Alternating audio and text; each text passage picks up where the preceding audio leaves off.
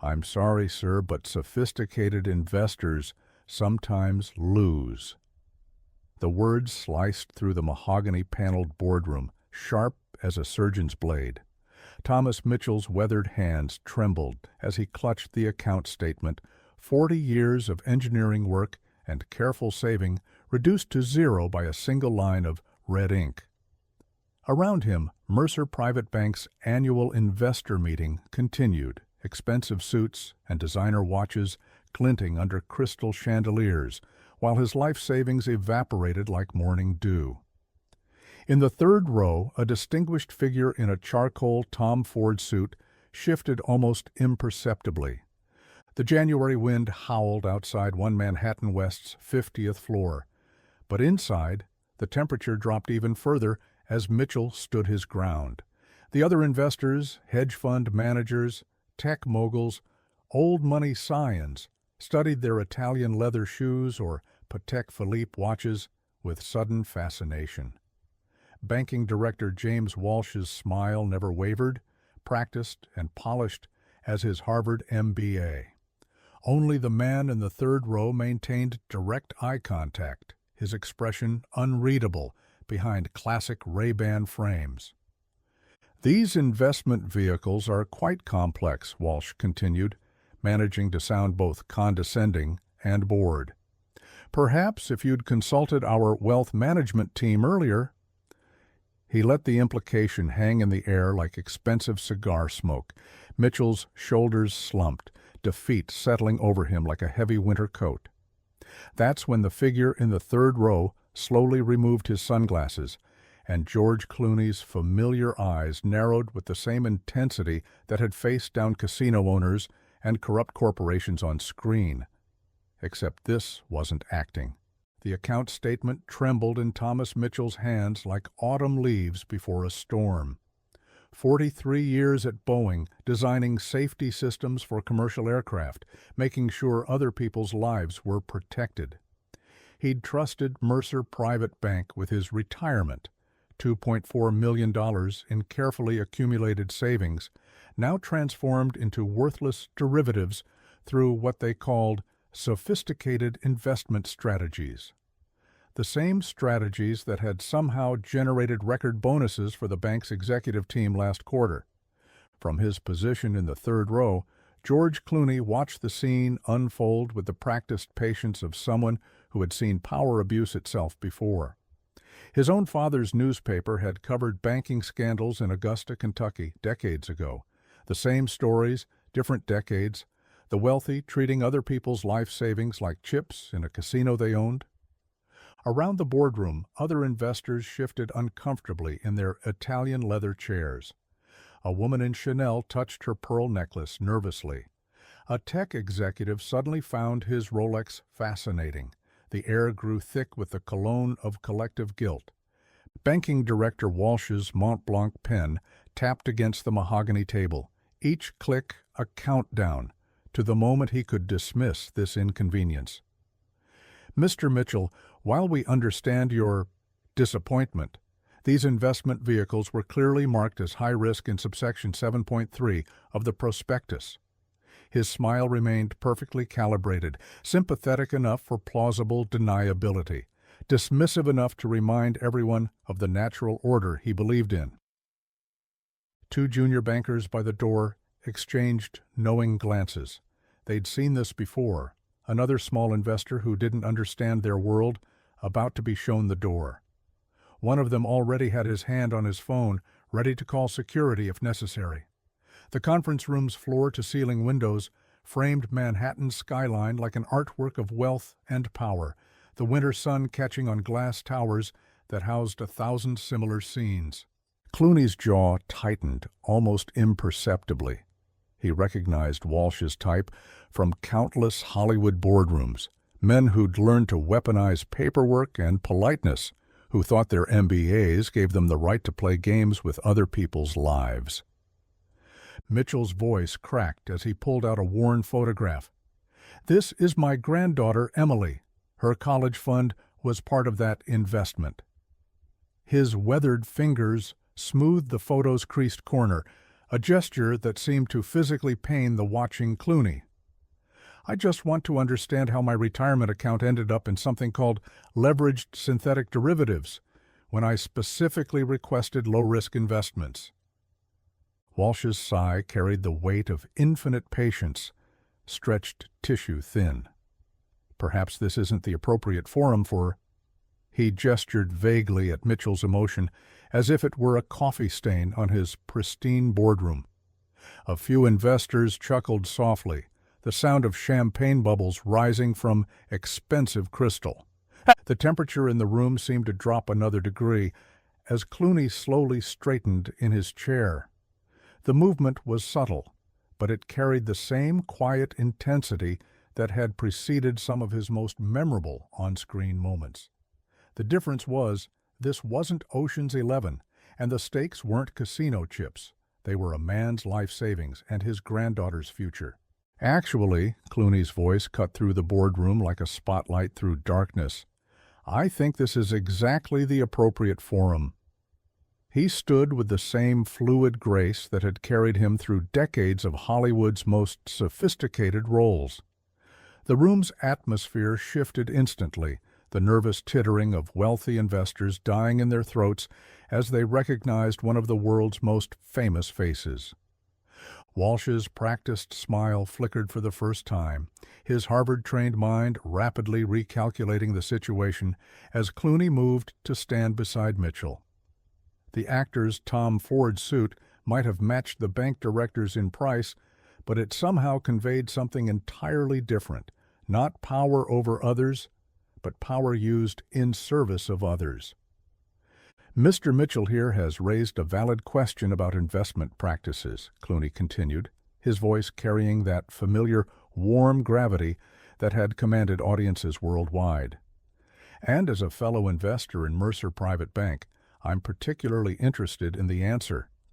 He pulled out his own copy of the investment prospectus, dog-eared and marked with post-it notes, especially regarding Section 4.2, which specifically prohibits the type of derivative bundling that appears to have occurred here. The junior bankers by the door had stopped smirking. One of them was frantically typing on his phone, presumably informing higher management that George Clooney, Academy Award winner, humanitarian, and, more importantly, one of their highest-profile investors, was about to turn their exclusive annual meeting into something very different from the usual self-congratulatory affair. Walsh's composure cracked further as Clooney casually pulled out a second document. "I took the liberty of having my legal team review the trading patterns of Mercer's premium client investment vehicles over the past 18 months. He placed the document on the table with the same deliberate care he'd once used to plant bombs in Ocean's 11. Interesting reading, particularly the correlation between client losses and certain offshore accounts. The room's atmosphere shifted from uncomfortable to electric. A hedge fund manager in the back straightened suddenly, his own legal troubles with the SEC still fresh. Two board members exchanged alarmed glances. The woman with the pearl necklace was now recording discreetly on her phone, her earlier disdain replaced by sharp interest. "Mr. Clooney," Walsh attempted to regain control, his tone striving for amused condescension, but achieving only strained politeness. "While we appreciate your creative interpretation of complex financial matters, I think you'll find my interpretation less creative than your derivatives bundling," Clooney interrupted, his smile carrying the same dangerous charm that had disarmed countless on-screen opponents. "You see, before coming here, I had breakfast with an old friend, Sarah Mitchell." He paused, watching Walsh's face. "You might know her as the head of the SEC's Financial Fraud Division. She found Mr. Mitchell's case particularly interesting, something about patterns of predatory investment targeting against retirees." The junior banker's phone clattered to the floor. Nobody moved to pick it up. The boardroom's heavy door opened, and a woman in a crisp federal agent's suit entered, followed by two colleagues carrying briefcases. Walsh's face went from banker pale to ghostly. The SEC's presence at a private investment meeting was unprecedented and terrifying for those with secrets to hide. "I believe," Clooney continued, his voice carrying the same quiet intensity he'd used in Michael Clayton, "that Mr. Mitchell's case isn't unique. My team found 13 similar cases in the past year alone. Retirees, all with substantial savings, all somehow pushed into the same high-risk derivatives." He turned to address the other investors directly now. "The question is, how many of you knew your profits were coming from people like Mr. Mitchell?" The tech executive who'd been studying his Rolex suddenly found his shoes fascinating. The pearl necklace woman's phone kept recording, her social media influence about to serve a different kind of exposure than usual. A senior board member started quietly gathering his papers, but one of the SEC agents cleared her throat. Nobody was leaving this room. "Director Walsh," Clooney's tone shifted, carrying the weight of countless roles where he'd faced down corruption, "you have exactly 30 seconds to decide. Explain to Mr. Mitchell exactly what happened to his money, or explain it to a grand jury." He glanced at his watch.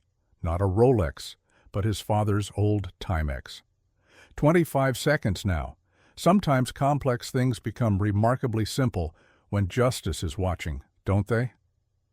The silence in the room was absolute, broken only by the sound of Walsh's Mont Blanc pen clattering onto the mahogany table. Walsh's composure shattered like fine crystal on marble. The derivatives program was designed to maximize institutional profits through aggressive reallocation of high-value personal accounts. His Harvard-polished accent cracked, showing the desperation beneath. The algorithm specifically targeted accounts over $2 million held by clients over 65. Their risk assessment profiles were automatically adjusted. Automatically adjusted? Clooney's voice carried the same quiet danger it had in Michael Clayton when confronting corporate killers. "You mean falsified, changed without consent, lying to people who trusted you with their life savings." Each word fell like a judge's gavel in the silent boardroom. The SEC agent was taking notes, her pen scratching across paper like a shark's fin through water.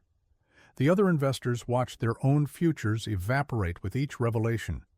The tech executive had stopped breathing, mentally calculating his own company's exposure. The pearl necklace woman's phone kept recording, her manicured fingers trembling slightly. "Mr. Mitchell's consent form," Walsh's words came faster now, like rats fleeing a sinking ship, "along with the others. They were processed through our automated compliance system. The risk disclosures were technically included, but in a format designed to minimize visibility." He loosened his Hermes tie, the pristine Windsor knot coming undone like his career. "The system was engineered to ensure client acquiescence while maintaining plausible deniability." Clooney's expression hardened. "Say it in plain English, Mr. Walsh. You designed a system to steal from retirees while protecting yourselves." Mitchell stood straighter now, decades of engineering dignity returning to his shoulders as Walsh's carefully constructed facade crumbled. "All those meetings," he said, his voice growing stronger, "all those times you talked about wealth preservation and legacy planning, you were just finding new ways to take what wasn't yours." "The real sophistication," Clooney added, his tone carrying that familiar mix of charm and steel, "isn't in complex derivatives or algorithmic trading. It's in knowing the difference between what you can do and what you should do." He turned to address the whole room now, commanding attention like he had on countless screens. "Power isn't about having the ability to hurt people, it's about having the strength not to." The SEC agent's phone buzzed. She checked it, then looked up. "Search warrants just cleared for the bank's servers. Teams are moving in at all regional offices." Another buzz. "Trading floor's been secured. We're seizing everything." Walsh slumped in his Italian leather chair, the $2,000 suit suddenly looking like an empty costume. The other investors watched their carefully maintained illusions of ethical wealth management dissolve. The junior bankers by the door had stopped texting, their phones dark with the realization that their carefully planned careers in high finance had just taken a very different turn. "Mr. Mitchell," Clooney said, turning to the engineer with genuine respect, "I believe the bank's executives are ready to discuss immediate restitution of your funds, along with appropriate compensation for damages." The woman with the pearl necklace stood suddenly, her phone still recording. "I have similar investment vehicles with Mercer. I want my portfolio reviewed immediately." Her voice carried the authority of old money finally remembering its responsibility. "And I believe my family's foundation will be launching a full audit of all our banking relationships." Others began to nod, the room's power dynamics shifting like tectonic plates. "Interesting how quickly complex financial instruments become simple fraud when the right questions are asked," Clooney observed, his voice carrying that familiar warmth that had made millions trust him on screen and off. He turned to Mitchell. "You know, my father taught me something important about power. He said real strength isn't in making people feel small, it's in helping them stand tall." The SEC agents were methodically collecting laptops and phones. Walsh watched his empire crumble with the stunned expression of someone who never believed consequences would apply to him. His Mont Blanc pen lay forgotten on the table, next to Mitchell's creased photo of his granddaughter. "Emily's college fund," Mitchell said, picking up the photo, his voice steady now. "You used it to buy your summer house in the Hamptons." It wasn't a question. Walsh flinched as if physically struck, the simple truth more damaging than any complex financial instrument. Clooney placed a hand on Mitchell's shoulder. "Emily's future is secure now, and more importantly, you've helped ensure this won't happen to anyone else's granddaughter." He smiled, not his Hollywood smile, but something more genuine. "Sometimes the best legacy isn't the money we save, but the changes we inspire." The next hour transformed the mahogany-paneled boardroom into a command center for justice. SEC agents efficiently gathered evidence, while senior bank officials, summoned from their corner offices, signed emergency fund restoration orders. The pearl necklace woman, revealed as a prominent finance blogger, had already posted the first part of her story, sending shockwaves through Wall Street's digital grapevine. Mitchell sat reviewing the restitution documents, his engineering precision now serving him well, as Clooney's legal team explained each clause. His hands no longer trembled. The numbers on the page weren't just restored savings, they were restored dignity. Across the table, Walsh watched silently as his career imploded in real time, his smartphone buzzing with calls from board members he'd once commanded so confidently. "Your granddaughter Emily," Clooney said quietly to Mitchell, "she's studying engineering too, isn't she?" He smiled at Mitchell's surprised look. "My team is thorough. You know, I think she'd be proud of how you stood your ground today. Sometimes the best engineering isn't in machines, it's in fixing broken systems." By sunset, the story had exploded across financial networks. The pearl necklace woman's viral posts sparked a tsunami of similar accounts from other banks, other cities, other lives affected by institutional greed masked as sophistication. Clooney vs. corruption was trending nationwide, with financial reform advocates using Mitchell's story to push for stricter oversight of private banking practices. In the building's marble lobby, other Mercer clients were already arriving, clutching statements and demanding reviews of their accounts. The bank's damage control team worked frantically, but truth travels faster than PR in the digital age. 3 other major banks announced voluntary internal audits of their investment practices, their stock prices wavering as markets digested the implications. "You've started something bigger than just your case," Clooney told Mitchell as they watched the scene unfold. The setting sun through the windows cast long shadows across the lobby's polished floor, like bars across a cage that had finally been opened. Sometimes it takes one person standing up to remind others they can stand too. Your granddaughter won't just get her college fund back, she'll inherit a fairer system. The next morning's Wall Street Journal would call it the Clooney correction, a moment when Hollywood glamour stripped the masks from financial predation. But in the fading light of that Manhattan evening, it was simply about a grandfather ensuring his granddaughter's future and a movie star remembering his father's lessons about real power. Mitchell pulled out his phone, showing Clooney a new text message. "Emily just got accepted to MIT's engineering program," he said, his voice proud and steady. "She says she wants to design systems that protect people." The same hands that had trembled with despair hours earlier now held his phone with renewed purpose. "The best special effects," Clooney smiled, thinking of his own career, "are the ones that make people see what was hidden in plain sight all along." He looked across the lobby where Walsh was being escorted out by SEC agents, his Hermes tie now as crooked as his ethics had been. Truth doesn't need complex derivatives or sophisticated algorithms. It just needs someone brave enough to speak it. "And someone powerful enough to make others listen," Mitchell added. "No," Clooney corrected gently. "Someone who understands what real power is for